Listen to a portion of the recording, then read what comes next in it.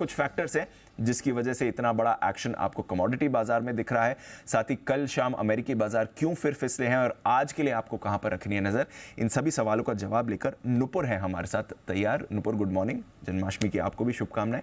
जरा बताएं कैसे दिख रहे हैं इस समय ग्लोबल मार्केट्स। बिल्कुल, गुड मॉर्निंग। आपको भी बहुत बहुत बधाई जन्माष्टमी की और सभी दर्शकों को जन्माष्टमी की बहुत बहुत शुभकामनाएं। कल लगातार दूसरे दिन हमने देखा कि अमेरिकी बाजार में कमजोरी रही थी। डाउ 200 अंक लुढ़क कर बंद होते हुए नजर आया। जो इन्फ्लेशन की चिंता थी, जो महंगाई की चिंता है, वो फिर से हावी होती हुई नजर आ रही है, क्योंकि इकोनॉमिक डेटा जो सामने आ रहे हैं वो अनुमान से बहुत स्ट्रॉन्ग सामने आते हुए नजर आ रहे हैं। इनफैक्ट जो सर्विस एक्टिविटी का भी जो डेटा सामने आया है वो अनुमान से ज़्यादा ही आते हुए दिखा, जिसके चलते लगातार अमेरिकी बाजार में जो है वो कमजोरी हम आते हुए देख रहे हैं। डाउ करीबन 200 अंक नीचे लुढ़क कर बंद होते हुए दिखा। S&P और नैस्डैक में भी देखें तो आपको 1% की गिरावट वहां पर भी नजर आएगी। महंगाई की चिंता जो डेटा सामने आया उसके चलते अब बढ़ती हुई नजर आ रही है इस बार। हालांकि ये माना जा रहा है कि सितंबर की पॉलिसी में ब्याज दर स्टेडी रहेगी, बढ़ोतरी नहीं होगी, लेकिन जो नवंबर की पॉलिसी आएगी वहां पे 40% चांसेस है कि फेड जो है वो ब्याज दर बढ़ाते हुए नजर आएंगे। जो चिंता ब्याज दरों को, जो इन्फ्लेशन जो अभी भी जो टारगेट है 2% का उसके ऊपर है, और जो डेटा सामने आ रहे हैं उसके चलते जो ब्याज दरों की चिंता है वो फिर से बढ़ती हुई नजर आ रही है। जो जिसका इम्पैक्ट हमने यील्ड में भी आते हुए देखा। 2 साल की अगर यील्ड देखें तो आपको 6 बेसिस पॉइंट ऊपर नज़र आएगी। इनफैक्ट 5% से के ऊपर अब ये ट्रेड करती हुई नज़र आ रही है।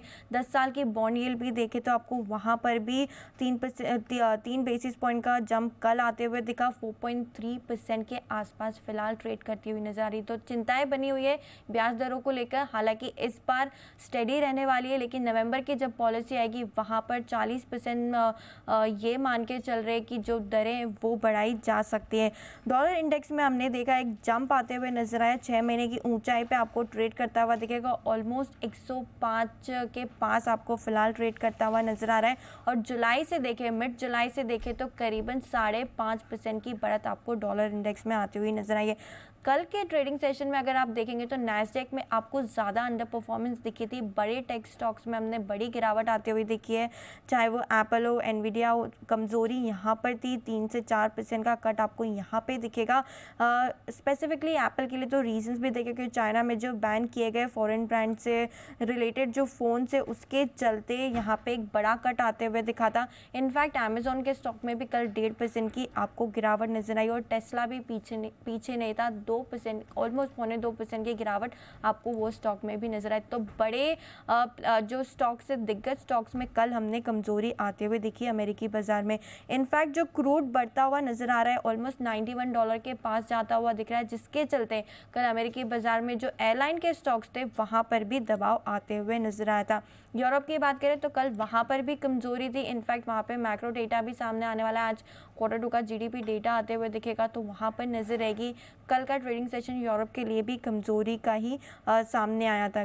कमोडिटीज़ की बात करें तो क्रूड ऑलमोस्ट 90 के पार जा चुका है। $91 के आसपास ट्रेड करता हुआ आपको नजर आएगा।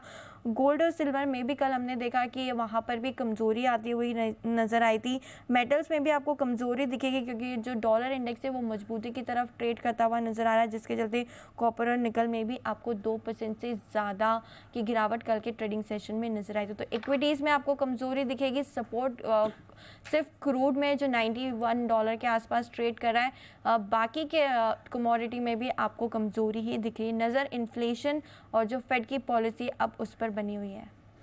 ओके, तो ये है आपके लिए सारा का सारा एक्शन। कुछ भी अच्छी खबर बेसिकली नहीं आई अमेरिकी बाजारों से। चलिए।